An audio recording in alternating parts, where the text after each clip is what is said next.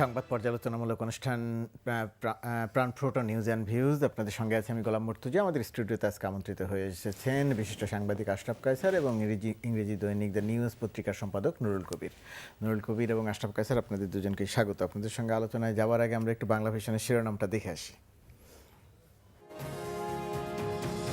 নির্বাচন বয়কটের আচমকা ঘোষণা এরশাদের। জাতীয় পার্টির নেতারা বললেন বর্জন নয়, প্রার্থিতা প্রত্যাহারের নির্দেশ দিয়েছেন তিনি। এরশাদের ঘোষণায় স্বাগত বিএনপির, এটাই এরশাদের শেষ কথা নয় বললেন আওয়ামী লীগ নেতারা। বিশ্লেষকরা বলছেন নির্বাচন আরও প্রশ্নবিদ্ধ হবে। 18 দলের 131 ঘন্টা অবরোধের চতুর্থ দিনে নিহত 9, এ পর্যন্ত নিহত 16।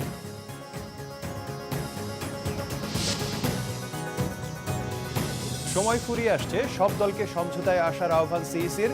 নিয়মতান্ত্রিক উপায়ে বিরোধী দলের দাবি উত্থাপনের সুযোগ দিতে মার্কিন রাষ্ট্রদূতের পরামর্শ। নির্বাচনে না যাওয়ার ঘোষণা এরশাদের, সাধুবাদ জানালো বিএনপি। এটি এরশাদের শেষ কথা নাও হতে পারে কাদের। অবরোধে চতুর্থ দিনে সংঘর্ষ, অগ্নিসংযোগ, পুলিশের গুলিতে 5 জন সহ 10 জনের মৃত্যু। গ্রহণযোগ্য নির্বাচনের উপায় খুঁজতে তাগিদ জাতিসংঘের, জানালেন মজিনা। অন্তরালে সংলাপ হচ্ছে না ফখরুল। স্ট্যান্ডার্ড গার্মেন্টসে আগুন পরিকল্পিত বললেন প্রধানমন্ত্রী। দায়ীদের বিরুদ্ধে কঠোর ব্যবস্থার হুঁশিয়ারি। আমরা দুটি টেলিভিশনের শিরোনাম দেখলাম এবং শিরোনামে খুব স্বাভাবিক কারণে জাতীয় পার্টির নির্বাচন বর্জনের ঘোষণার বিষয়টি খুব গুরুত্ব দিয়ে এসেছে। আমরা একটু আলোচনায় যাবার আগে জাতীয় পার্টির চেয়ারম্যান হোসেন মোহাম্মদ এরশাদ ঠিক কী বলেছেন বক্তব্যটা আরেকবার একটু শুনি, যদিও সারাদিনই বিষয়টি আলোচনায় ছিল। জি জি। নির্বাচনের পরিবেশ সৃষ্টি না হয়েছে, নির্বাচনে যাব না। নির্বাচনের পরিবেশ নেই, গাড়ি জ্বলছে, মানুষ মরছে, মানুষ পুরো মরছে, এই পরিবেশ নেই নির্বাচন করার। আমি আবার ঘোষণা করছি, আমি জাতীয় পার্টি এই নির্বাচনে অংশগ্রহণ করবে না। তোমরা আমার সম্বন্ধে অনেক কথা লেখো, বিদ্রুপ করে লেখো। এরশাদ সাহেব সকালে একটা বলে, বিকালে একটা বলে। কথাটা কতটা সত্য জানি না, আমি কিছুটা হলেও সত্য। আর একটা নির্বাচনে প্রতিশ্রুতি দিয়েছিলাম, সব দল নির্বাচনে না নির্বাচন যাব না। আমি প্রতিশ্রুতি রক্ষা করেছি। সব দল আসে নির্বাচনে, শেষ দিন দেখেছি আমি সেই নির্বাচনে যাচ্ছি না। আমরা বক্তব্য শুনলাম, পত্রিকার শিরোনামগুলো আমরা টেলিভিশনের পর্দায় দেখে নিব। টেলিভিশনের শিরোনাম শুনলাম, হোসেন মোহাম্মদ এরশাদের বক্তব্য শুনলাম। তাৎপর্য বা বিশ্লেষণ জানতে চাই নুরুল কবির আপনার কাছ থেকে। এরশাদ হচ্ছে বাংলাদেশের রাজনীতিটা নষ্ট, ভ্রষ্ট একটা রাজনৈতিক ভার, এবং উনি নিজেও জানেন, তাকে কেউ বিশ্বাস করে না, তিনিও কাউকে বিশ্বাস করেন না। তার একটি মাত্র সততা আছে, যে মাসখানেক আগে উনি একবার বলেছিলেন প্রকাশ্যে তিনি কাদের সঙ্গে থাকবেন তাদের সঙ্গে যারা ক্ষমতায় যাবে। এই সততার সারা জীবনের রাজনৈতিক জীবনের একটি পরিষ্কার সত্য কথা বলেছেন, তার ক্ষমতা লিপ্সা হচ্ছে 1 নম্বর বিষয়। এর মধ্যে কোনো নীতি নেই, আদর্শ নেই, এর মধ্যে গণতান্ত্রিক বোধ, গণতন্ত্র তো বুঝতেই পারে না, গণতন্ত্র বুঝবার ধীশক্তি তার মধ্যে অনুপস্থিত। সুতরাং তিনি ডিগবাজির পর ডিগবাজি দেন, যখন যেটা সুবিধা হয় আবার ডিগবাজি দেন।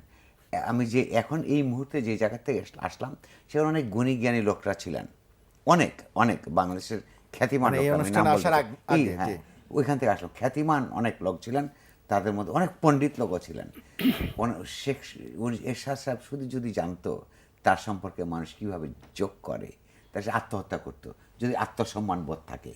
আচ্ছা, তো আত্মহত্যা করবার মতন যে সাহস, যে মর্যাদা বোধ থাকা দরকার, এটা আর জারি এরশাদ সাহেবের নাই। লোকেরা বলছে সম্ভবত আওয়ামী লীগ তাকে আর্থিকভাবে পুরো পেমেন্টটা দেয় নাই, অ্যাডভান্স যেটা করেছিল সেটা দিয়ে আর দেয় নাই, পুরো পেমেন্টের জন্য উনি আর্গিউ করছেন, উনি হুমকি দিচ্ছেন।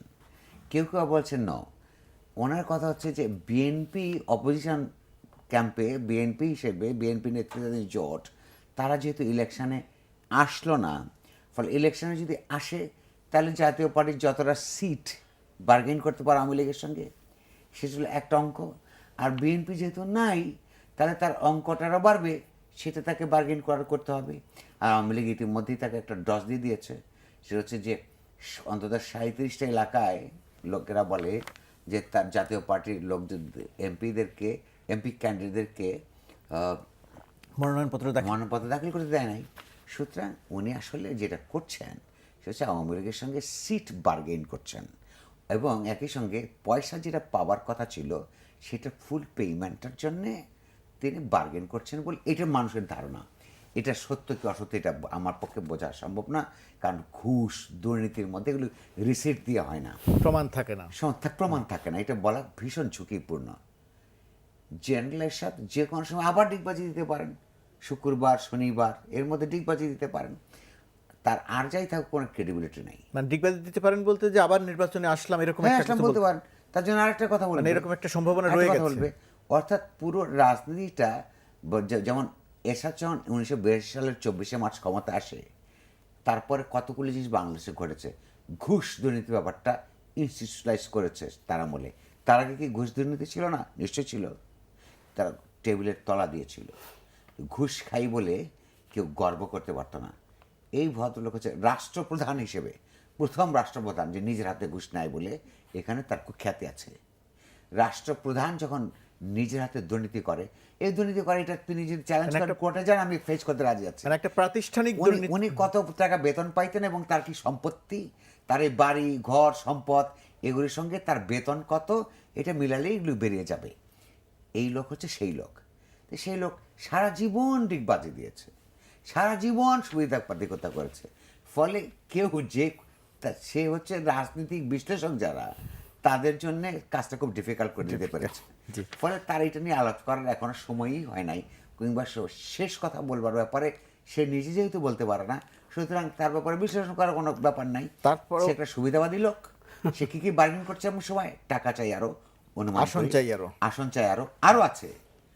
সে কিন্তু বলেছে তার বিরুদ্ধে সব মামলা টামলা আছে, জাল মঞ্জুর হত্যা মামলা সহ দুর্নীতির মামলা, এগুলি প্রত্যাহার চাই। সে আওয়ামী লীগ হলো ইতিহাসের সবচেয়ে দুর্বলতম সময়ের মধ্যে আছে আওয়ামী লীগ। আওয়ামী লীগের 1948 সালে জন্মের পর থেকে এই মুহূর্ত পর্যন্ত সবচেয়ে দুর্বলতম ঐতিহাসিক সময় কাটাচ্ছে আওয়ামী লীগ। এই দুর্বলতার তার দুর্বলতার প্রমাণ হচ্ছে এরশাদের মতো একটা পলিটিক্যাল ক্লাউন আওয়ামী লীগকে ব্ল্যাকমেইল করতে। এই জায়গাটিতে আপনার কাছে আবার আসবো আলোচনায় যে কেন আপনি এরশাদ সম্পর্কে যে বিশ্লেষণগুলো করলেন, যে উপাধিগুলো দিলেন, সেই জায়গাটিতে কেন তাকে নিয়ে আলোচনা হয় আপনার কাছে আসবো। ঐতিহ্যবাহী দলকে সে এখন ব্ল্যাকমেইল করবার জায়গায় এসে পৌঁছেছে। এটা আওয়ামী রাজনীতির দুর্বলতা। আসবো আপনার কাছে আবারও ঠিক এই জায়গাটিতেই। আশরাফ কায়সার, যে প্রেক্ষিতে আলোচনা হলো এতক্ষণ, আজকে সারাদিনে এরশাদকে নিয়ে যত কথা হয়েছে, এবং এটি যদি সত্যি উনি শুনতে পারতেন, আমি অবশ্য জানি ওনার লজ্জা টজ্জা তেমন নাই। বাংলাদেশে লজ্জাহীন যে সংস্কৃতি রাজনীতিতে অথবা দেশ পরিচালনায়, সেটির জনক এবং সেটির অন্যতম পুরোধা এরশাদ। কিন্তু আজকে আমার মনে হচ্ছে যে এরশাদের আজকে যে ঘটনা উনি ঘটিয়েছেন, এটি কোনো স্বাভাবিক প্রতিক্রিয়া না, এবং এটি কোনো সততার জায়গা থেকে বেরোয়নি। এটি কবির ভাই যেরকম করে বলছিলেন, মোটামুটি ঢাকা শহরের রিকশাওয়ালারা পর্যন্ত জানেন যে উনি কী ধরনের অসততা, এক ধরনের হাসাহাসি এবং কত টাকা নিয়েছেন, কত টাকা বাকি রয়েছে। কেউ বলেছে পেমেন্ট যায়নি, কেউ বলেছে মাঝপথে আটকে গেছে, কেউ বলেছে আওয়ামী লীগ এরশাদকে নিয়ে খেলছে। উনি নিজেও বলেছেন যে আমার বিরুদ্ধে অভিযোগ, আমি নাকি 1000 কোটি টাকা নিয়েছি। মজার ঘটনা হচ্ছে টাকার কথা কিন্তু উনি নিজেও বলেছেন, এবং এটি নরমালি আমাদের সংস্কৃতিতে খুব প্রকাশ্যে আসে না। আর তবে আমার একটা জিনিস মনে হচ্ছে যে আজকে এরশাদ যেই জায়গায় এসেছেন, অথবা জাতীয় পার্টিতে নির্বাচনে যাওয়া এবং না যাওয়া যত গুরুত্ব পাচ্ছে, আমরা ডিসেম্বর মাসে কথা বলছি যে 6 ডিসেম্বর 1990 সাল আমাদের চোখে, আমরা এই তিনজনই অত্যন্ত জলজলে স্মৃতি রয়েছে, এবং ইতিহাসে একবারই সরকার এবং বিরোধী দল একসাথে পলায়ন করেছিল। আর মাত্র দুদিন পরে কিন্তু আওয়ামী লীগ এবং বিএনপির মতো এরকম নীতিহীন ক্ষমতালোভী রাজনৈতিক দলের কারণে একজন সামরিক স্বৈরাচার, একজন অসৎ ব্যক্তি, একজন লজ্জাহীন মানুষ আজকে কোন জায়গায় আসতে পারেন, প্রমাণিত দুর্নীতিবাদ, আদালত ভীষণভাবে প্রমাণিত দুর্নীতিবাদ, আজকে আমরা খুব দুঃখ এবং মানে লজ্জা নিয়ে এই আলোচনাগুলো করছি, কেননা এরশাদের এই প্রতিক্রিয়া যে ক্ষণস্থায়ী, এতে বুঝতে কারো কোনো সমস্যা নেই এবং যে কোনোভাবেই হোক উনি ক্ষমতা কেন্দ্রের সাথে বার্গেন করছেন। বিশেষ করে আওয়ামী লীগের মতো এরকম শক্তিশালী দলকে বিপদে বা কাদায় দেখা এরশাদের জন্য সুবর্ণ সুযোগ মনে হচ্ছে, কেননা আওয়ামী লীগ তার নিজের পায়ে কুড়াল মারার মতো করেই সংবিধানের সংশোধনী এনে এককভাবে একটি নির্বাচনের দিকে এগিয়ে যাচ্ছে, যেখানে এরশাদ ছাড়া এই মুহূর্তে বাকি যারা রয়েছেন তারা 3জন কি 4জন করে সদস্য ওইসব রাজনৈতিক দলের। কাজে আমার মনে হচ্ছে যে এটি এরশাদের একটা বার্গেনিংয়ের খেলা।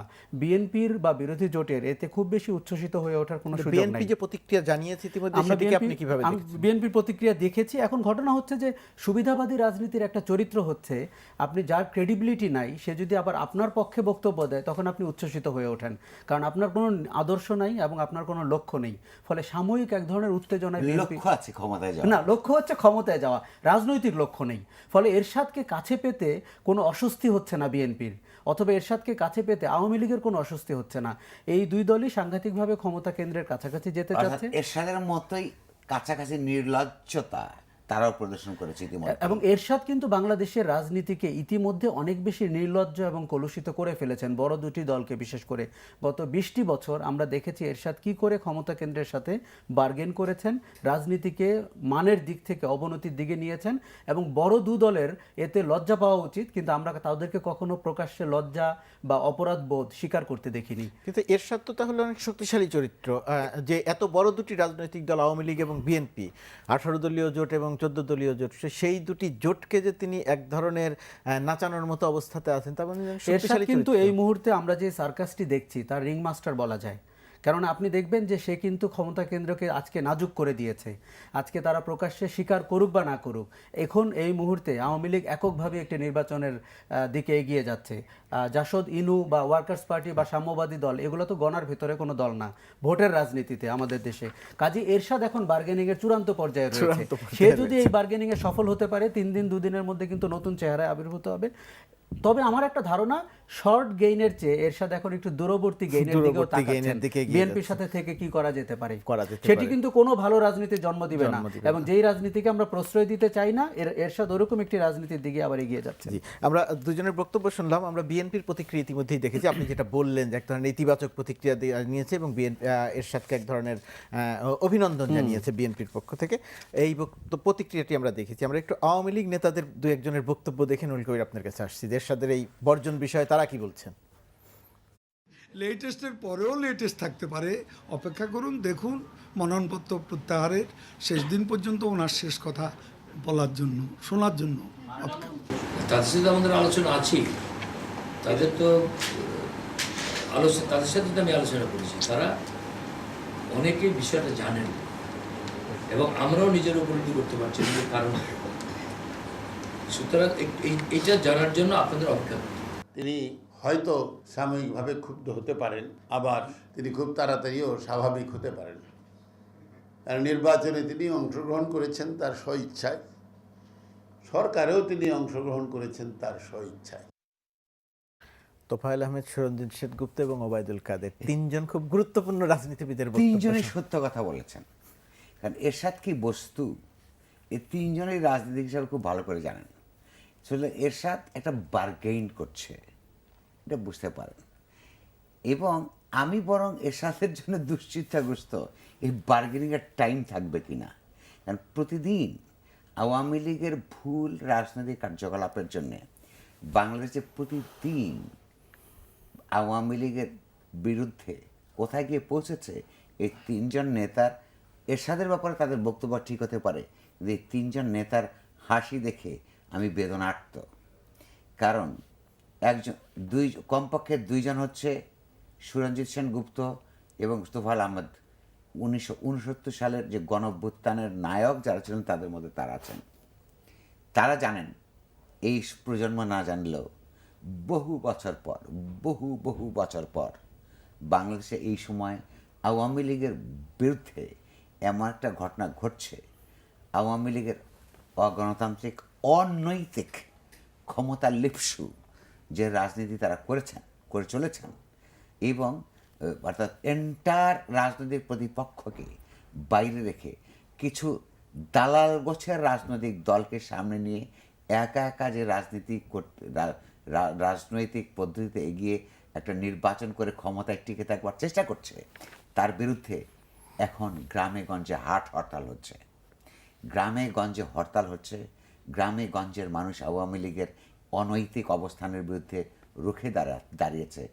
এরা আমি অন্তত কমপক্ষে দুইজন প্রবীণ নেতা যা 69 সালে নায়ক ছিলেন, তারা এটা বোঝেন, জানেন। তারা হয় শেখ হাসিনাকেও একটা ডিসসার্ভিস করছেন, তারা বলেন কি বলেন না আমি জানি না, কিন্তু তারা এটা বোঝেন। ওবায়দুল কাদের মধ্যে হলো তাদের মধ্যে একজন যার তুলনামূলকভাবে এখনও রাজনৈতিকভাবে চিন্তা করেন।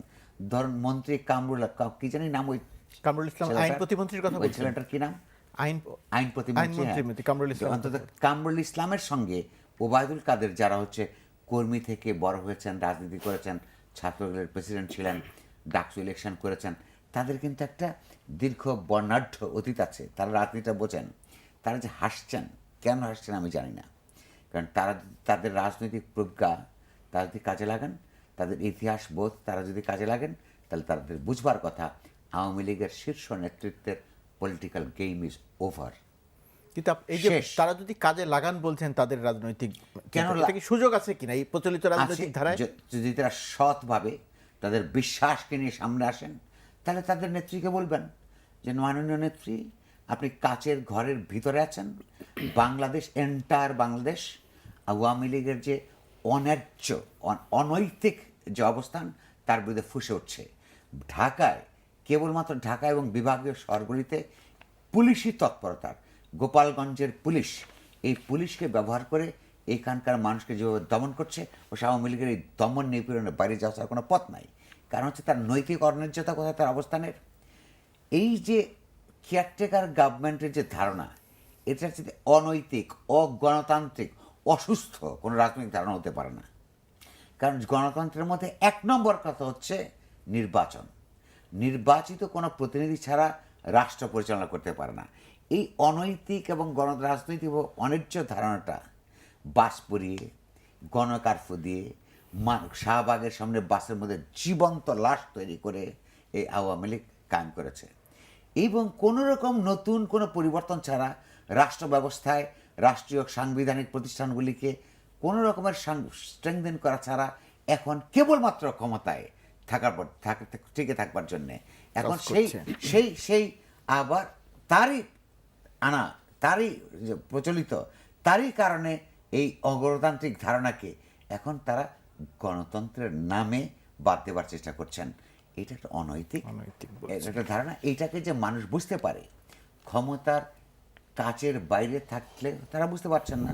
কিন্তু তোফাল আহমেদ আর সঞ্জিত সেনগুপ্ত তো অনেকদিন ধরে ক্ষমতার বাইরে ছিলেন, তারা একটু তো জানেন। হয় তারা তাদের নেত্রী তাদের সঙ্গে যে অসম্মানজনক আচরণ করছে গত 5 বছর ধরে, হয়তো তার প্রতিশোধ নেবার জন্য এখন তারা কথা বলছেন, অথবা তারাও এখন ক্ষমতায় গিয়ে একই রকম ভাবে চিন্তা করছেন। বাংলাদেশ এই অনৈতিক, অন্যায্য, অগণতান্ত্রিক আচরণের বিরুদ্ধে রুখে দাঁড়িয়েছে। ঢাকা থেকে দেশের কেন্দ্র থেকে পরিধি পর্যন্ত সামলাতে এই রুখে দাঁড়িয়েছে, পারবেন না। জি, এই রুখে দাঁড়িয়েছে এই জায়গাটিতে আপনার কাছে আমি আসবো। এখানে কিছু প্রশ্ন আছে আমার, আপনি যে কথাগুলো বলেছেন। তার আগে আশরাফ কায়সার, আমরা আওয়ামী লীগ নেতৃবৃন্দের যে বক্তব্য দেখলাম, যার প্রেক্ষিতে নুরুল কবির কথা বললেন। আমাদের দেশে এরকম একটি কথা চালু আছে যে 2 মহিলার কাছে বা 2 নেত্রীর কাছে কারো কোনো সুস্থ সত্য কথা বলার সুযোগ নাই। আমি কিন্তু এটিকে সম্পূর্ণভাবে স্বীকার করি না। আমি বরঞ্চ মনে করি যে তাদের দুইজনেরই স্বৈরাচারী কায়দায় নীতি গ্রহণ করার ইতিহাস রয়েছে, বর্তমানও রয়েছে এবং স্বভাবও রয়েছে। কিন্তু তাদের চারপাশে যারা থাকেন, যে 3 জন মন্ত্রীর বক্তব্য, আপনি একজন দপ্তরহীন ছিলেন, এখন বিযুক্ত হয়েছেন, তাদের বক্তব্য থেকে আমার যেটা মনে হচ্ছে যে দলের ভেতরেও কিন্তু এক ধরনের কারসাজি থাকে, ষড়যন্ত্র থাকে, প্রতিশোধ থাকে, অথবা মূল নেতৃত্বকে বিপদে ফেলে বেনিফিট নেওয়ার ব্যাপার থাকে। কারো কারো মধ্যে এইটি যে কাজ করছে এখন কিন্তু বোঝা যায়। কেননা 5 বছরের আওয়ামী লীগে আমরা অনেককেই বিক্ষুব্ধ, হতাশ হতে দেখেছি, যারা হয়তো একসময় সুস্থ কথা বলেছিলেন, একসময় সংস্কারের কথা বলেছিলেন, তাদের মন থেকে সেটি চলে গেছে এমনটি মনে করি না। কিন্তু যেটি আমাদের সমাজে খুব দৃশ্যমান সেটি হচ্ছে যে ব্যক্তিগতভাবে ক্ষুদ্র ক্ষুদ্র সত্য কথা বলা, ক্ষুদ্র ক্ষুদ্র প্রতিবাদ করা, ক্ষুদ্র ক্ষুদ্রভাবে বাইরের পারসেপশনটাকে মূল নেতৃত্বের কাছে নিয়ে যাওয়ার কালচারটা কিন্তু বন্ধ হয়ে গেছে। তাতে করে আমরা যেটা দেখছি যে হঠাৎ করে পায়ের নিচের মাটি যেরকম করে সরে যায়, মূল নেতৃত্বের পায়ের নিচ থেকে যখন ক্ষমতা কেন্দ্র সরে যায় তারপরে তারা যেভাবে ধপাস করে পড়েন, এটি কিন্তু বিএনপিকে আমরা পড়তে দেখেছি। আমার মনে হচ্ছে আগামী দিনে যদি না এরশাদের এই ডিগবাজি থেকে আওয়ামী লীগের নেতৃত্বের কোনো সেন্স গ্রো করে, তাহলে এরকম একটি সময় সেন্স গ্রো করার কোনো আলামত কি আমার দেখছেন? মনে হচ্ছে আলামত নাই, কেননা আমাদের এখানে খুব স্বাভাবিক প্রক্রিয়ায় সেন্স গ্রো করে না। আমাদের এখানে জোরপূর্বক সেন্স গ্রো করাতে হয়, এক ধরনের কক্ষে আটকে নিয়ে তারপরে সাইন করাতে হয়, এই ধরনের বক্তব্য হয়। কিন্তু আমি আশা করছিলাম আওয়ামী লীগের মতো একটি গণতান্ত্রিক রাজনৈতিক দল, যার এক অর্থে কিন্তু গণতান্ত্রিক ইতিহাস রয়েছে, আরেক অর্থে আজকে যে নাশকতা নিয়ে এত কথা হচ্ছে, এই নাশকতার অনেক কিছু কিন্তু আমরা আওয়ামী লীগ কাছ থেকে শিখেছি।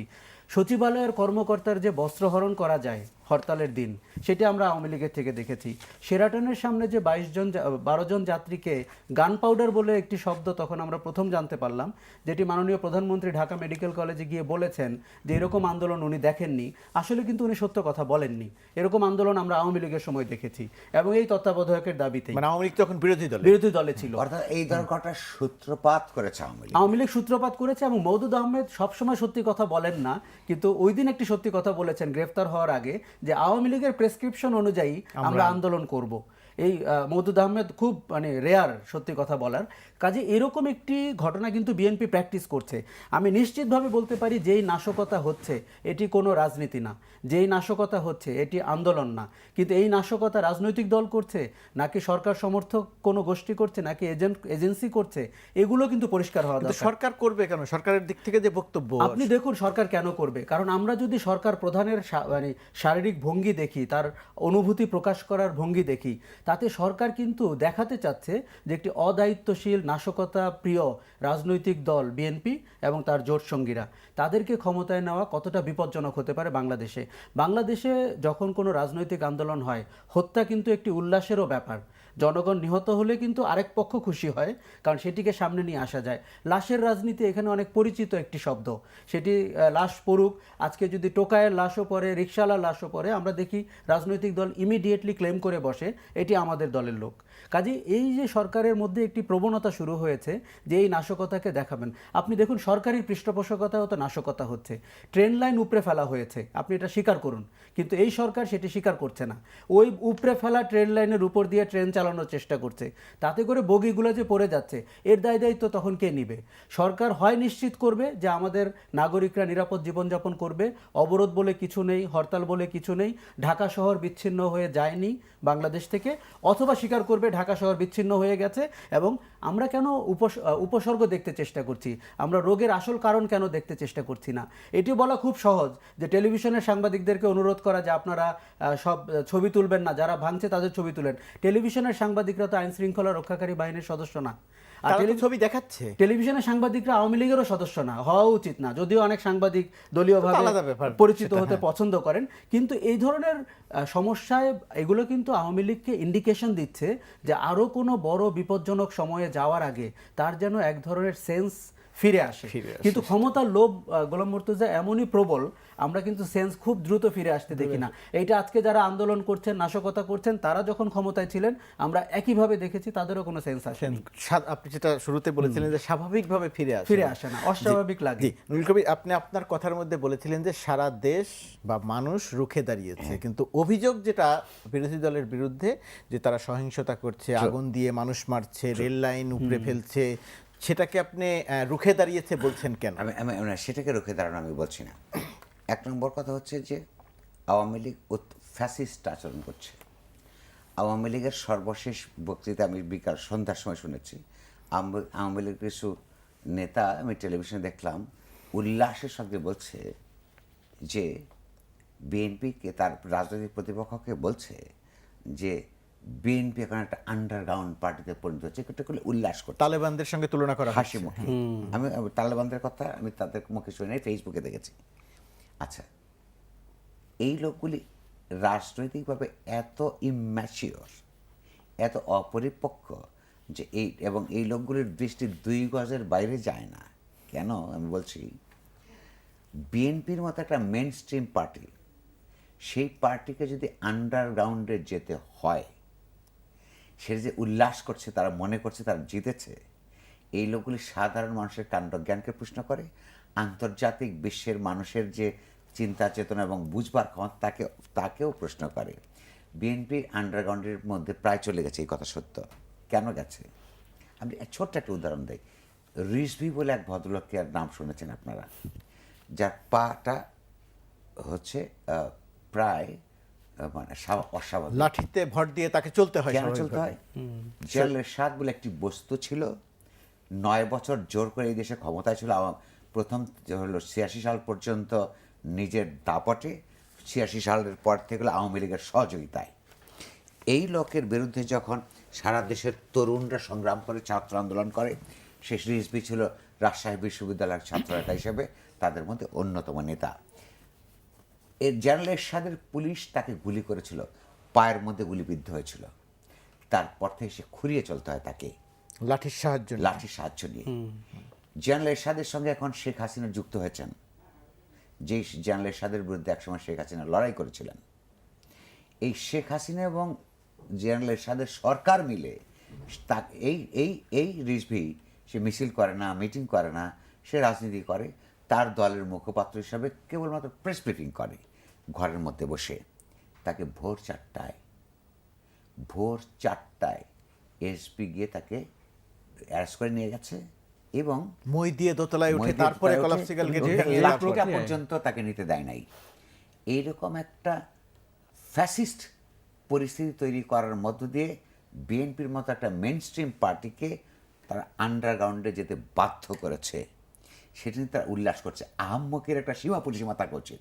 এটা যে সারা দেশের মানুষ ঠিক উল্টোভাবে বুঝবে, উল্টোভাবে নিবে তার ফ্যাসিজমের পরিচয়, এটা তারা বুঝতে পারছেন। 1, 2, আমি কেন বলেছি মানুষ বিক্ষুব্ধ হয়ে করছে, রুখে দাঁড়িয়েছে, আপনি লক্ষ্য করুন প্রতিদিন হানিফ সাহেবরা বলার চেষ্টা করছে সব কিছু স্বাভাবিক আছে। স্বাভাবিক আছে কীভাবে? কেবলমাত্র ঢাকা শহর সহ গোপালগঞ্জ ভিত্তিক কিছু দলবাজ পুলিশ কর্মকর্তা যে কোনো প্রতিবাদকারী, গণতান্ত্রিকভাবে ন্যায্য প্রতিবাদকারী মানুষদেরকে দেখলে গুলি করে দেয় অথবা তাদেরকে লাঠিপেটা করে। ফলে এখানে বাংলাদেশের রাষ্ট্রের সংবিধান সম্মত যে প্রতিবাদ করবার যে আইনি অধিকার আছে, সেই অধিকার প্রয়োগ করতে দেয় না। এবং এইটা যদি পুলিশের সংখ্যা কম, আর গোপালগঞ্জ তো বাংলাদেশের সব না, গোপালগঞ্জ তো একটা ডিস্ট্রিক্ট রে ভাই, সেখানে কত হাজার অফিসার ওইখান থেকে তৈরি হবে, সব অফিসার ঢাকায় কেন্দ্রীভূত। তো এর বাইরে যারা আছে সেখানে তারা তো চাকর বাকর না, তাদের তো কাণ্ডজ্ঞান আছে, গ্রামান্তর পর্যন্ত যেতে পারে না। ফলে হরতাল হচ্ছে, শহরগুলিতে হরতাল হচ্ছে, সাইকেল পর্যন্ত নিয়ে চলতে পালাপল করছে না। এইটা বুঝবার অন্তর্দৃষ্টি, ক্ষমতায় থাকবার কারণে তাদের অন্তর্দৃষ্টি যেটা, এটা একেবারে ঘোলাট হয়ে গেছে বলে বুঝতে পারছে না যে আওয়ামী লীগ নেতৃত্বের গেম ইজ ওভার। তাদের জোর করে ক্ষমতায় থাকবার এবং অনৈতিক অন্যায্যভাবে যেই বস্তু, অগণতান্ত্রিক বস্তু কেয়ারটেকার সরকারের ধারণা তারা প্রতিষ্ঠা করেছিল জোর করে, সেইটাই এখন তাদের বুমেরাং হয়ে তাদের দিকে ফিরে যাচ্ছে। এইটা তারা বুঝতে পারছে না বলে যে কাজটা করছে, সেটার জন্য আমার খুব দুশ্চিন্তা হয়। নাগরিক, আমার আত্মীয় স্বজনের মধ্যে আওয়ামী লীগ আছে, আমার আত্মীয় পরিজনের মধ্যে, পরমাত্মীয় পরিজনের মধ্যে, বন্ধুদের মধ্যে অনেকে আছে, আমার বন্ধুদের মধ্যে কমিউনিস্ট আছে, মৌলবাদী নাই। মৌলবাদীদের মধ্যে আমি আওয়ামী লীগের কথা বলেছি, আওয়ামী লীগ আছে। কিন্তু আমি আমার যারা আওয়ামী লীগ বন্ধু, আওয়ামী লীগের নেতাদের নিয়ে আমার কোনো দুশ্চিন্তা নেই। আমার যারা আওয়ামী লীগের মধ্যে বন্ধু আছে, শেখ হাসিনা সরকার এবং তার আশপাশের সন্ডা গুন্ডারা যেই কাজটা করছে কি জানেন, যে প্রেসিডেন্টস তৈরি করছে, তার মধ্যে দিয়ে আওয়ামী লীগের হাজার হাজার লক্ষ কর্মী, দেশপ্রেমিক, দলপ্রেমিক, যাদের বিরুদ্ধে আমার কোনো ব্যক্তিগত অভিযোগ নাই, তাদের ভবিষ্যৎকে বিপন্ন করছে। কীভাবে বিপন্ন করছে? 1 মিনিট বিপন্ন করে তুলছে, যে প্রেসিডেন্টস তৈরি করছে। অর্থাৎ এই মুহূর্তে তার রাজনৈতিক প্রতিপক্ষ রাস্তায় নামতে পারে না, পুলিশ দিয়ে, বিজিবির কাজ কি, তার নামটা কি, পুনর্গঠিত করে দিল, বিজিবি, বাংলাদেশ বর্ডার গার্ডস বা BGB, BGB, border Border Guards of guards of Bangladesh, তাদের তো অর্থাৎ সীমান্ত পাহারাতে সীমান্ত আছে। পাহারাদার কথা। এই বর্ডার গার্ডস যদি আমাদের প্রতিবাদকারী অগণতান্ত্রিক ফ্যাসিবাদী রেজিমের অটোক্রেটিক আচরণের বিরুদ্ধে যারা মিছিল করছে তাদেরকে হত্যা করাচ্ছে, কাদের দিয়ে? বিজিবি দিয়ে। এটা কিন্তু অত্যন্ত ন্যাশনাল ইন্টারেস্টের বিরুদ্ধে হচ্ছে। আমার বিজিবি বর্ডার পাহারা দিবে, ইন্ডিয়ান বিএসএফ যখন আমার নাগরিকদেরকে হত্যা করে তার প্রতিবাদ গড়ে তুলবে, সেখানে তারা প্রতিবাদ করতে পারছে না। তাদের থেকে আওয়ামী লীগ দলীয় সরকারের স্বার্থ রক্ষার জন্যে তার রাজনৈতিক প্রতিপক্ষকে হত্যার কাজে ব্যবহার করছে। এক, এবং যে প্রেসিডেন্সগুলি তৈরি হচ্ছে, এই প্রেসিডেন্সগুলি কখন তৈরি হচ্ছে? আওয়ামী লীগ সরকারের 5 বছরের মাথায়। কাদের বিরুদ্ধে করছে? বিএনপির বিরুদ্ধে। বিএনপি যদি আদৌ কোনোদিন ক্ষমতা আসে, আমার ধারণা কোনো একটা হামিদ কারজাইয়ের গভর্নমেন্টকে আওয়ামী লীগ আনবার চেষ্টা করছে যাতে খালেদার হাতে তারা না পড়ে। সে কারণে বিএনপি যদি কোনো দিন ক্ষমতা আসে, এই প্রতিশোধ নেবে কিন্তু প্রথম দিন থেকে। সেই প্রতিশোধের ভিকটিম কী হবে? প্রধানমন্ত্রী শেখ হাসিনা হবেন। প্রধানমন্ত্রী শেখ হাসিনা অনেক হাই ক্যালিবারের লোক, বঙ্গবন্ধু শেখ মুজিবুর রহমানের কন্যা, আওয়ামী লীগের প্রেসিডেন্ট, 2 বার প্রধানমন্ত্রী, তার টিকেও কেউ খুঁজে পাবে না প্রতিশোধ নেবার জন্যে। প্রতিশোধ নেবে কার বিরুদ্ধে? তার কর্মীদের বিরুদ্ধে। অর্থাৎ আওয়ামী লীগের কর্মীদের ভবিষ্যৎ বিপন্ন করে তুলছে কারা? আওয়ামী লীগের মধ্যে উপরের দিকে যে অংশটা ক্ষমতায় টিকে থাকতে চায়। আমরা একটা বিরতি এই যে একটা সেকেন্ড, যে এই যে করছে, অর্থাৎ রাজনীতিকে আরো প্রতিহিংসামূলক অবস্থার মধ্যে ঠেলে দিচ্ছে, এর জন্য বাংলাদেশ ক্ষতিগ্রস্ত হবে, আওয়ামী লীগ ক্ষতিগ্রস্ত হবে এবং আমরা সবাই ক্ষতিগ্রস্ত হব। আমরা আবার আসছি আলোচনা আশরাফ কাছে, আপনার কাছে আসবো। তার আগে আমরা ছোট্ট একটা বিরতি নিব। জি দর্শক, আপনারা দেখছেন প্রাণফোটো নিউজ অ্যান্ড ভিউজ অনুষ্ঠান। আমরা খুব ছোট্ট একটা বিরতির পর ফিরে আসছি, সঙ্গেই থাকুন।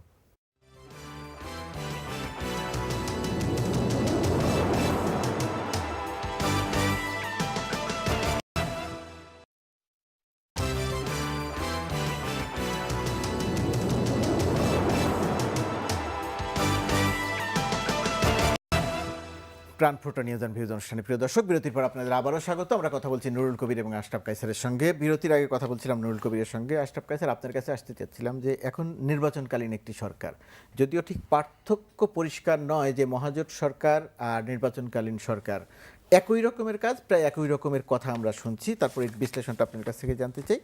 নির্বাচনের যখন তফসিল ঘোষণা হয়ে যায়, যে আমরা জানি যে তখন তো আসলে নির্বাচন কমিশনের ইচ্ছে, পরামর্শ বা নির্দেশ অনুযায়ী আমাদের প্রশাসন চলার কথা, পুলিশ সহ প্রশাসন, জনপ্রশাসন চলার কথা, সেটা কতটুকু হচ্ছে? বিরোধী দলীয় নেতাদের গ্রেপ্তার করা, তাদের আন্ডারগ্রাউন্ডে চলে যাওয়া, এই জায়গাটিতে নির্বাচন কমিশনার যে মাঝে মধ্যেই কথা বলছেন হাসি মুখে, প্রধান নির্বাচন কমিশনারের, সেটা ঠিক কতটা তাৎপর্যপূর্ণ, কতটা গুরুত্বপূর্ণ, কতটা ঠিক দায়িত্বশীল? 90 সালের পর থেকে, বিশেষ করে স্বৈরাচার এরশাদের পতনের পর থেকে আমরা সবাই আমরা 4টি জাতীয় নির্বাচন দেখেছি এবং নির্বাচনকালীন সরকারের যে চেহারা হয়, আচরণ হয় এবং তাদের যে বক্তব্যের তাৎপর্য থাকে, তার কোনো কিছুর সাথে বর্তমান তথাকথিত নির্বাচনকালীন সরকারের আমি কোনো মিল পাচ্ছি না। কেননা আপনি নিজেই বলেছেন যে এই সরকারের সাথে বিগত আওয়ামী লীগ বা মহাজোটের সরকারের সাইজের ডিফারেন্স ছাড়া ওই একই রকম লোক এবং একই ভাষায় কথা বলছেন এবং একই রকমের ধরপাকড়ের পরিস্থিতি দেখছি আমরা মাঠে। কাজে এই সরকার নির্বাচনকালীন সরকার এবং তার আওতায় একটি বস্তুনিষ্ঠ নির্বাচন এবং একটি সঠিক নিরপেক্ষ নির্বাচন হতে পারে এমন কোনো আভাস কিন্তু জনগণও পাচ্ছে না, রাজনৈতিক দল তো পাচ্ছেই না। আর আপনি নির্বাচনের যদি আর 1 মাস বাকি থাকে, যদি জানুয়ারির 5 তারিখে নির্বাচন হয়, তার আগে বাংলাদেশের যে নির্বাচনী আবহ তৈরি হয়, দেখুন ইদানিং অনেক সরকার সমর্থক ব্যক্তিবর্গকে বলতে শুনি ইলেকশনের দিন নাকি মোবাইল ফোনে ছবি তুলে নিরপেক্ষ নির্বাচন করা যায়। তারা কোন ডিজিটাল মোবাইল ফোনের কথা বলছেন আমি ঠিক বুঝতে পারি না, তবে নির্বাচনের দিনও যে সহিংসতা হয়, অনিয়ম হয়, সেটির বিচার আচার করেও বাংলাদেশে একটি পার্লামেন্টের আয়ু শেষ হয়ে যায়। কাজে মোবাইল ফোনে 14 কোটি ছবি তুললেই যে কিভাবে নির্বাচন নিরপেক্ষ হয়ে যাবে, মানে এখানে আমরা কথা বলতে গিয়ে আগেও একদিন আলোচনা করেছিলাম যে এহসানুল হক মিলন, তার আসনে একটি নিয়ে বিতর্ক আছে এবং তিনি মামলা করেছেন, সেই মামলাটি কিন্তু এখনো চলছে। তার মানে হচ্ছে 5 বছর পার হয়ে গেছে। তার মানে হচ্ছে যে এই যে লেভেল প্লেইং ফিল্ড তৈরি করা, যেটি আমাদের নির্বাচনের সবচেয়ে গুরুত্বপূর্ণ কাজ। কেননা আমরা চাই বা না চাই অথবা পছন্দ করি বা না করি, যেই দল যখন ক্ষমতায় থাকে তারা ব্যাপকভাবে দলীয়করণ করে। তারা গোপালগঞ্জ, বগুড়া, কাকে না কাকে কোথায় নিয়ে আসে, সচিবদেরকে ওই ওইভাবে নিয়ে আসে, বেসামরিক প্রশাসন, আইন শৃঙ্খলা রক্ষাকারী বাহিনী সবাইকে ওইভাবে, আপনি যদি ওসি, ডিসি এবং এসপি এদেরকে নিয়ন্ত্রণ করতে পারেন, আপনি নির্বাচন নিয়ন্ত্রণ করতে পারেন।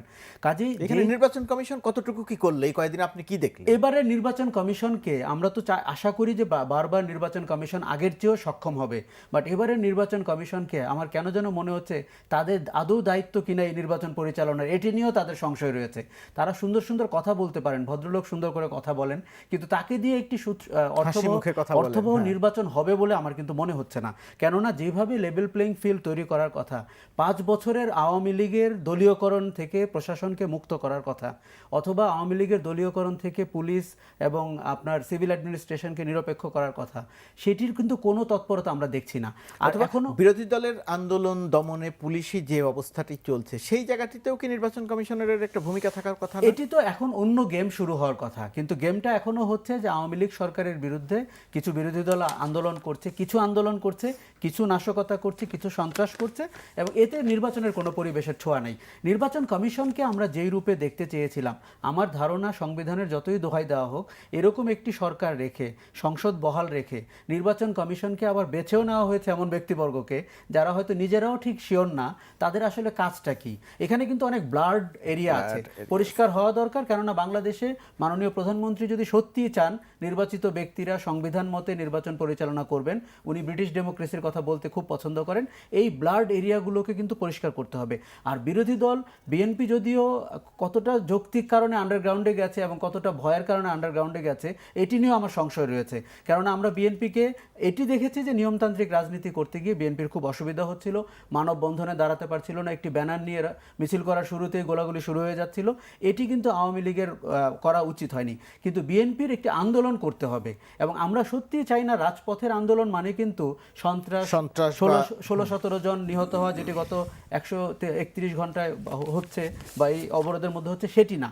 কিন্তু যেই আন্দোলনটি করতে হবে সেটি হচ্ছে আওয়ামী লীগের শাসনের চরিত্র সম্পর্কে বলা, বিএনপি ক্ষমতায় এলে তার পরিবর্তনগুলো কি হবে, কেন জনগণ তাদেরকে ভোট দিবে, সেই জায়গায়ও কিন্তু আমরা বিএনপিকে দেখছি খুব একটা দেখা যাচ্ছে না। এইখানে এই একই প্রসঙ্গ নির্বাচন কমিশন নিয়ে আমার ছোট দুইটা রেসপন্স আছে। আমার ভাই আর কায়সার ওরা ভীষণ বুদ্ধিমান লোক হিসেবে আমি জানি, মেধাবী লোক, কিন্তু একটা জিনিস ভুল করে গেল কি, এই যে ইলেকশন কমিশনের কাছ থেকে এটা আশা করছে, ভুলে গেছে যে ইলেকশন কমিশন কিন্তু সার্চ কমিটি তৈরি করে বাইর করা হয়েছিল। আমার দুঃখটা সেখানেই, খুঁজে পেতে এমন লোক না সার্চ কমিটি করা হয়েছিল এমন লোক খুঁজে বের করবার জন্য যে সরকারের পক্ষে থাকবে। হ্যাঁ, জীবনের ঝুঁকি নিয়ে হইলে থাকলেও এক ধরনের যে মাখন দিয়ে তৈরি মেরুদণ্ডওয়ালা লোক বের করার জন্য সার্চ কমিটি তৈরি করা ছিল। আপনি খেয়াল করেন ওই কি একটা নাম, বিএনএফ নাকি একটা দল আছে, একটা দল, এই যে সাখাওয়াত সাহেবের বস কে ছিল নাম, শামসুল হুদা, যা করেছে সাখাওয়াত সাহেবরা, যেমন সাখাওয়াত সাহেব মেজর আখতারুজ্জামানকে আমরা দেখি আবার এখন নিরপেক্ষ নির্বাচন কমিশন হিসেবে কথা বলতে। তারা যে বিএনপিকে ভেঙেছিল, সাইফুর রহমান কমিটি করেছিল, তারা একই কাজ করছে। যদিও পরে বলেছিলেন আহম্মকের মতো কাজ করেছিলেন, সিইসি বলেছিলেন, সেটা চিফ ইলেকশন কমিশন বলছিল। আমি একদিন সাখাওয়াত সাহেবকে বলছি যে আপনার সরি বলার আগ পর্যন্ত আপনার এগুলি কথা বলার অধিকার নাই, অন্তত চিফ ইলেকশন কমিশনের বলেছিল। তো সার্চ করেই তো এইসব লোকজন বের করেছিল, ওদের কাছে আশা করার কিছু নেই। স্যার উনি আলোচনাই করেন না এই ইলেকশন কমিশনের আন্ডারে আগামী দিনে যে কোনো না কোনো দিন যে দলনিরপেক্ষ নির্বাচন হবে, তখন তাদেরকে খুঁজেও পাওয়া যাবে না, এবং তাদের নিয়ে আমি একদম চিন্তিত না। আমার প্রশ্ন হচ্ছে অন্য জায়গায়। আপনি লক্ষ্য করুন, গ্রামে গঞ্জে আওয়ামী লীগ সরকারের বিরুদ্ধে প্রতিরোধ করে উঠেছে। আওয়ামী লীগ সরকার এই ভণ্ডামির বিরুদ্ধে কেন প্রতিরোধ করে উঠেছে? দুটো কারণ। অন্তত বিএনপির এতে কোনো কৃতিত্ব নাই। বিএনপি গত 5 বছরে সাধারণ মানুষের স্বার্থের পক্ষে এমন কোনো প্রত্যক্ষ আন্দোলন সংগ্রামে নিজেকে অবতীর্ণ করে নাই, যার জন্যে এই দেশের মানুষ বিএনপিকে পজিটিভলি ইতিবাচকভাবে কামনা করতে পারে শাসক দল হিসেবে। কেন করেছে? কারণ হচ্ছে দুটো জিনিস। একটা হচ্ছে যে এটা নেগেটিভ সাপোর্ট, এটা হচ্ছে যে আওয়ামী লীগ যে সমস্ত অপকর্ম করেছে এমন জায়গায় গেছে যে বিএনপির মতো, বিএনপি একই রকমের দল, বিএনপির উপরও যে পরিমাণ নিপীড়ন করেছে, বিএনপি একটা বৈধ রাজনৈতিক দল হিসেবে তার যে কর্মকাণ্ডগুলোকে করবার সাংবিধানিক এবং আইনগত অধিকার ছিল সেটা করতে দেয় নাই বলে একই সঙ্গে আওয়ামী লীগের রাজত্বের কামলে কেন্দ্র থেকে পর্যন্ত দুর্নীতি, অবদমন এবং মানুষের সঙ্গে দুর্ব্যবহার প্রান্তিক পর্যায়ে পর্যন্ত, আমি সাংবাদিক হিসেবে দায়িত্ব নিয়ে বলছি, প্রান্তিক পর্যায়ে পর্যন্ত দুর্ব্যবহার করছে, তার থেকে মানুষ মুক্তি চায় বলে আজকে গ্রামে গঞ্জে হরতাল হচ্ছে। প্রতিদিন লোক মারা যাচ্ছে, লোকমার আছে এবং গতকালকে 9 জন সহ এই কয়েকদিনে 16 জন মানুষ মারা গেছে। আরেকটা দিক বলছি, এখন এই ব্যাপারে খালেদা জিয়া একটা বিবৃতি দিয়েছেন গতকাল। খালেদা জিয়া অন্তত আমাকে কনফিউজ করতে পেরেছেন, আই মাস্ট সে। তিনি বলেছেন যে এগুলোর মধ্যে আমরা এটা করি না। আমি তার কথা পুরোপুরি বিশ্বাস করি না, কারণ তিনি যখন ক্ষমতায় ছিলেন তখন শাহবাগের সঙ্গে 1993 সালে যখন প্রথম বাংলাদেশের রাজনীতিতে এই সংস্কৃতি দেখলাম, আওয়ামী লীগ কেয়ারটেকার গভর্নমেন্টের জন্য আন্দোলন করছে, শাহবাগের সামনে 13 জন লোক এটার মধ্যে গান পাউডার দিয়ে পুড়িয়ে দেওয়া হলো, এবং তখন তৎকালীন আওয়ামী লীগের নামে এটা চালিয়ে দেওয়া হয়েছিল। আমি বিশ্বাস করেছি, কারণ এখন আমি বিশ্বাস করি প্রধানত যে এখন যারা আবার তত্ত্বাবধায়ক সরকারের জন্য আন্দোলন করছে, বিএনপি প্রধানত দায়ী। কিন্তু একই সঙ্গে আমি তো আরেকটা প্রশ্ন নিয়ে না ভেবে পারি না। 6 জুলাই খালেদা জিয়ার গাড়ির মধ্যে একটা বাসটাকে আটকে দেওয়া হলো। সেই বাসের কোম্পানির নাম কি? পত্রপত্রিকা বিহঙ্গ। আবার সর্বশেষ যে বাসের মধ্যে এই যে ভদ্রমহিলা, শাহবাগের কথা বলছেন? না, এই যে গীতা রানী, তার বাসের মধ্যে কোন বাসটা ছিল? বিহঙ্গ। আবারও বিহঙ্গ। মাঝখানে আবার ওই একটা বাসের থেকে মিছিলের মধ্যে হরতালের সময় বোমা মারা হলো, সেই বাসটাকে পত্রপত্রিকা করেছে বিহঙ্গ। এই যে প্রশ্ন উঠেছে, বিহঙ্গের মালিককে? স্বেচ্ছাসেবক লীগের, আওয়ামী স্বেচ্ছাসেবক লীগের প্রেসিডেন্ট। এই কথাটা সমাজে উঠেছে। এটা আমরা যাতে খালেদা জিয়ার কথা অবিশ্বাস করতে পারি, সেটা অবিশ্বাস করবার জন্যে শেখ হাসিনার সরকারের দায়িত্ব প্রমাণ করা। এই বিহঙ্গের 3টা সুনির্দিষ্ট ব্যাপারে যে অভিযোগ এসেছে সেটা প্রমাণ করা, যেটা বিএনপি করছে, আওয়ামী লীগ করে নাই। একটা বিষয় আপনাদের অনুষ্ঠানে আমি প্রশ্ন তুলেছিলাম, সেই প্রশ্ন উত্তর সরকারের কেউ এখনো পর্যন্ত দেয় নাই। আজিমপুরে বিআরটিসি সরকার চালায়, এটা বিএনপি চালায় না বা বিরোধী দল চালায় না। বিআরটিসির ঢাকা নরসিংদী রুটের বাস কি করে আজিমপুরে আগুন লাগলো হরতালের সময়? বাসটি গেল কি করে? বাসটি কেন গেল? বাসটি ওখানে গেল, ওখানে আগুন লাগলো কেন গেল? এই প্রশ্ন উত্তর সরকার কোনো দেয় না। আপনি এই অনুষ্ঠানেই বলেছিলেন। এই অনুষ্ঠানে আমি আবার প্রশ্ন করছি, সমাজে এইটা নিয়ে, ফেসবুকে এইটা নিয়ে, ইমেইলগুলোতে এইটা নিয়ে আলোচনা হচ্ছে। 3টা সুনির্দিষ্ট ঘটনার মধ্যে বিহঙ্গ কোম্পানির বাস, এবং যেই কোম্পানির সভাপতি হচ্ছে, চেয়ারম্যান হচ্ছে আওয়ামী স্বেচ্ছাসেবক লীগের প্রেসিডেন্ট, সেই ঘটনার মধ্যে এটা ঘটছে কেন? আওয়ামী লীগ জবাব না দেওয়া পর্যন্ত আমি মনে করছি, নাগরিক হিসেবে অনুরোধ করছি আমার এই সমস্ত ভিউয়ারদের, আপনারা সিদ্ধান্ত নেন না। খালেদা জিয়ার কথা আপনারা বিশ্বাস করেন না, যে খালেদা জিয়া বলছে যে সব আওয়ামী লীগ করছে, আমি বলছি তার কথা পুরোপুরি বিশ্বাস করেন না। কিন্তু যতক্ষণ পর্যন্ত সরকারের বিহঙ্গ কোম্পানির চেয়ারম্যানের বাসের মধ্যে থেকে কেন মানুষ পুড়ছে, কেন সেই বাস থেকে আগুন জ্বলছে, বোমা মারা হচ্ছে, যতক্ষণ পর্যন্ত না সরকার এবং বিহঙ্গের চেয়ারম্যান এর উত্তর দিতে পারবে, ততক্ষণ অন্তত কনফিউজ থাকেন। আমাদের কোনো সিদ্ধান্ত নেওয়ার দরকার নাই। এটা অত্যন্ত গুরুত্বপূর্ণ বিষয়। অর্থাৎ সরকার তার ক্ষমতায় জোর করে টিকে থাকবার জন্যে, তার রাজনৈতিক প্রতিপক্ষকে শুধু দমন করা নয়, সমস্ত ধরনের অপবাদ দেবার একটা সূক্ষ্ম প্রকল্পের মধ্যে আছে কিনা এইটা অপ্রমাণ করার দায়িত্ব সরকারের। না করা পর্যন্ত আমরা বিরোধী দলের কথা বিশ্বাস করি। আমরা অনুষ্ঠানের শেষ দিকে আশরাফ কায়সার, এই জায়গাটি নিয়ে আলোচনা করে হয়তো এই জায়গাটিতে শেষ করব, যে যেটা বলছিলাম, আপনি আপনার কথার মধ্যে বলেছেন যে গতকালকেও 9 জন সহ এই কয়েকদিনের অবরোধে 16 জন মারা গেছে, কিন্তু সর্বশেষ মারা যাওয়ার সংখ্যা তো প্রায় শতাধিক হয়ে গেল। প্রায় প্রতিদিনই মানুষ মারা যাচ্ছে। এখন যেটা এইটি আমার মনে হয় যে একদল আরেক দলের উপরে দায় চাপাচ্ছে, সরকারও দায় চাপাচ্ছে, বিচার যে কে করবে, তদন্ত যে করবে, সেটি খুঁজে পাওয়া যাচ্ছে না। আমাদের একটি নষ্ট সংস্কৃতি শুরু হয়েছে, সেটি হচ্ছে যে কোনো ঘটনায় ধরেন মানুষ তো জীবন্ত দগ্ধ হচ্ছে, মানুষ তো বার্ন ইউনিটে মারা যাচ্ছে, তার মানে কেউ না কেউ তো ঘটনাটা ঘটাচ্ছে। সেটা বিএনপি যারা হরতাল ডেকেছে, গীতা রানীর প্রশ্নের জবাব কিন্তু কেউ দিচ্ছে, এখনো দিচ্ছে না। আপনি দেখুন, গীতা রানী তার অর্ধ দগ্ধ শরীর নিয়েই মাননীয় প্রধানমন্ত্রীকে বলেছেন আমরা অসুস্থ সরকার চাই না, সুস্থ সরকার আমরা চাই। সুস্থ সরকার আপনারা চাই। আমাদের নিয়ে সিনেমিনি খেলছেন। রাইট, তার মানে হচ্ছে তার ওই অর্ধদগ্ধ সময়েও তার কিন্তু সেন্স কাজ করছে যে আমাদের সরকারগুলোর চেহারা কি, রাজনীতির চেহারা কি। এটা যদি আমরা আজকে ব্লেম গেমে জড়িয়ে যাই এবং বিএনপি আওয়ামী লীগ জড়িয়ে যাই না, আমরা তো যেটি জড়িয়ে করে, আছি। এটি কিন্তু ধ্বংসাত্মক রাজনীতি এবং এতে করে তাদের প্রত্যেকেরই রাজনীতিতে যারা আছেন তাদের প্রত্যেকেরই পায়ের নিচের মাটি সরে যাচ্ছে, অথবা জনগণের মন থেকে তারা কিন্তু সমূলে উৎপাটিত হচ্ছেন। তারা কিন্তু রাজনীতি করেই তাদেরকে বেঁচে থাকতে হবে। রাজনীতির ভেতর দিয়ে আমরা নিশ্চিতভাবে চাই নির্বাচিত প্রতিনিধি বেরিয়ে আসুক, রাজনীতিকরাই আমাদেরকে শাসন করুক। কিন্তু এই রাজনীতি কি সেই রাজনীতি? এই প্রশ্ন কিন্তু এখন বড় হয়ে উঠেছে। এই গণতন্ত্র কি সেই গণতন্ত্র যার জন্য আমরা স্বৈরাচার এরশাদকে ক্ষমতা থেকে নামিয়েছিলাম? আমাদের মধ্যে কিন্তু পরপর 4টি ইলেকশনের পরে প্রত্যেকটি নির্বাচিত সরকারকে আমাদের গণতান্ত্রিকভাবে নির্বাচিত স্বৈরাচার বলতে হয়েছে, কেননা তাদের সিদ্ধান্ত গ্রহণ প্রক্রিয়া, তাদের দুর্নীতি, তাদের অপশাসন, তাদের লুটপাট এমন অবস্থায় চলে গেছে। কাজে আমার মনে হচ্ছে যে রাজনীতির স্বার্থে, গণতন্ত্রের স্বার্থে, নির্বাচিত প্রতিনিধিদের দিয়েই আমাদেরকে শাসন করার স্বার্থে এই রাজনীতি নিয়ে প্রশ্ন করা জরুরি। এবং এই রাজনীতির অংশীদার যারা, বিশেষ করে বিএনপি আওয়ামী লীগ হচ্ছে তার বড় অংশীদার, তাদেরই সবচেয়ে বেশি স্টেক রয়েছে।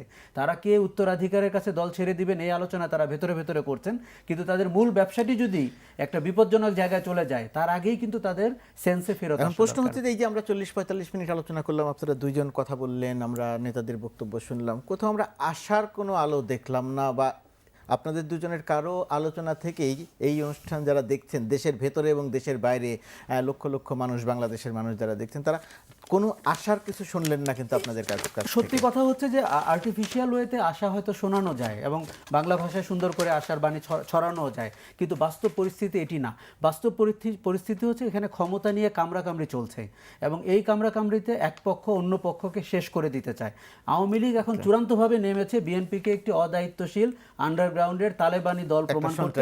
বিএনপি মরিয়া হয়ে উঠেছে যে কোনোভাবেই হোক। আমি নুরুল কবিরের সাথে একদমই একমত। গত 5 বছরে আমরা বিএনপিকে কোনো জনসম্পৃক্ত কাজ করতে দেখিনি, একটি হরতাল ডাকেনি জনগণের ইস্যুতে, কিন্তু ক্ষমতায় যাওয়া হচ্ছে তাদের লক্ষ্য, আমরা তার শিকার।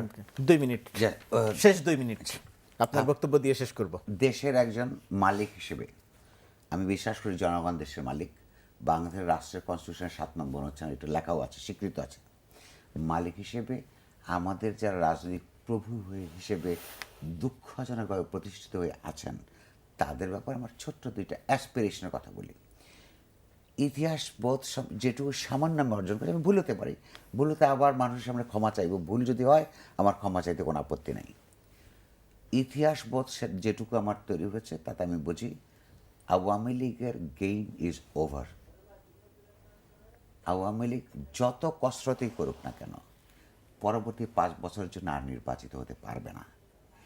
যেই নির্বাচন এরশাদকে নিয়ে তারা করতে চায়, এরশাদ যদি ধরে নিচ্ছে আরেকটা ডিগবাজি খেয়ে তাদের সঙ্গেই থাকবে, সেই নির্বাচনের ব্যালট বাক্সের ভোট ডিসির অফিস পর্যন্ত নিয়ে আসতে তত কমপক্ষে 10,000 লোককে হত্যা করতে হবে।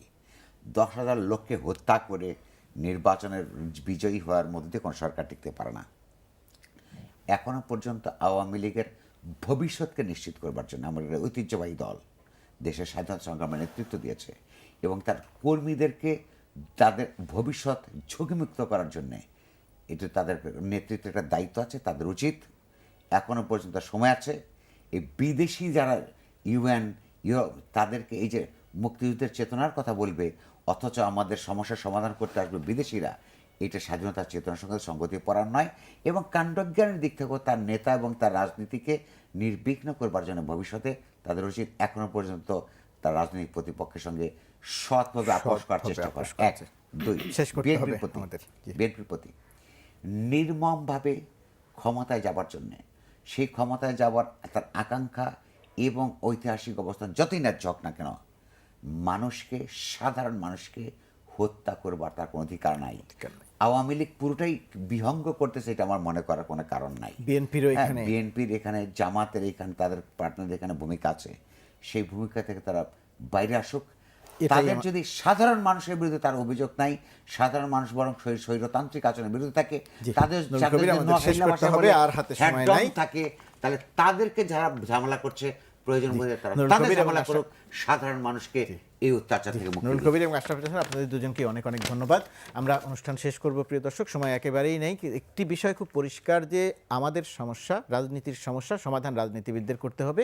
এত সহজ এবং সরল বিষয়টি কেন জানি আমাদের রাজনীতিবিদরাই 5 বছর পর পর এসে বুঝতে পারেন না, ভুলে যান। বিদেশিরা আসেন আমাদের সমস্যা করার জন্য, সবক দেওয়ার জন্য, আমরা তাদের কথা শুনি। সমস্যার সমাধান না হলেও তারা আমাদের উপর এক ধরনের চেপে বসেন এবং সেটা খুব লজ্জাজনক এবং খুব অসম্মানজনক হলেও সেই কাজটি বছরের পর বছর ধরে ঘটে। দেশের মানুষকে এই বিষয়টি দেখতে হয়। নিশ্চয়ই দেশের মানুষ এই বিষয় দেখতে চায় না, বিশ্বাস করতে চায় যে সমস্যা নিজেদের, সমাধান আমরা নিজেরা করতে পারবো। রাজনীতিবিদরা তাদের নিজেদের সমস্যার সমাধান করতে পারবেন, আত্মসম্মান বোধের পরিচয় দিবেন, এটি দেশের মানুষ দেখতে চায়। প্রাণফোটা নিউজ অ্যান্ড ভিউজ অনুষ্ঠানে প্রিয় দর্শক এতক্ষণ আমাদের সঙ্গে থাকলেন, ধন্যবাদ আপনাদের সবাইকে।